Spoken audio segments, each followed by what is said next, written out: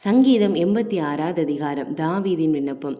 கர்த்தாவே, உமது செவியை சாய்த்து என் விண்ணப்பத்தை கேட்டருளும். நான் சிறுமையும் எளிமையுமானவன். என் ஆத்துமாவை காத்தருளும். நான் பக்தியுள்ளவன். என் தேவனே, உம்மை நம்பியிருக்கிற உமது அடியேனை இரட்சியும். ஆண்டவரே, எனக்கு இரங்கும். நாடோறும் உம்மை நோக்கி கூப்பிடுகிறேன். உமது அடியனுடைய ஆத்துமாவை மகிழ்ச்சியாக்கும். ஆண்டவரே, உம்மிடத்தில் என் ஆத்துமாவை உயர்த்துகிறேன். ஆண்டவரே, நீர் நல்லவரும் மன்னிக்கிறவரும், உம்மை நோக்கி கூப்பிடுகிற யாவர் மேலும் கிருபை மிகுந்தவருமாயிருக்கிறீர்.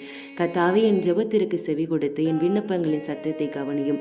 நான் துயரப்படுகிற நாளில் உம்மை நோக்கி கூப்பிடுவேன். நீர் என்னை கேட்டருளுவீர். ஆண்டவரே, தேவர்களுக்குள்ளே உமக்கு நிகரும் இல்லை. உம்முடைய கிரியைகளுக்கு ஒப்பும் இல்லை. ஆண்டவரே, நீர் உண்டாக்கின எல்லா ஜாதிகளும் வந்து உமக்கு முன்பாக பணிந்து உன் நாமத்தை மகிமைப்படுத்துவார்கள். தேவரீர் மகத்துவம் உள்ளவரும் அதிசயங்களை செய்கிறவருமாயிருக்கிறீர். நீர் ஒருவரே தேவன்.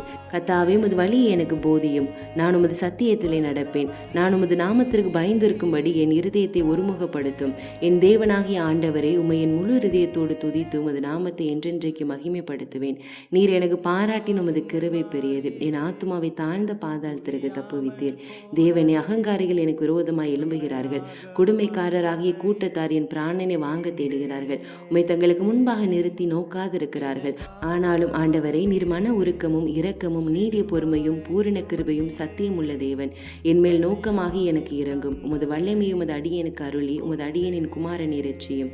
கர்த்தாவே, நீர் எனக்கு துணை செய்து என்னை தேற்றுகிறது என் பகைஞர் கண்டு வெட்கப்படும்படி எனக்கு அனுகூலமான ஒரு அடையாளத்தை காண்பித்தருளும்.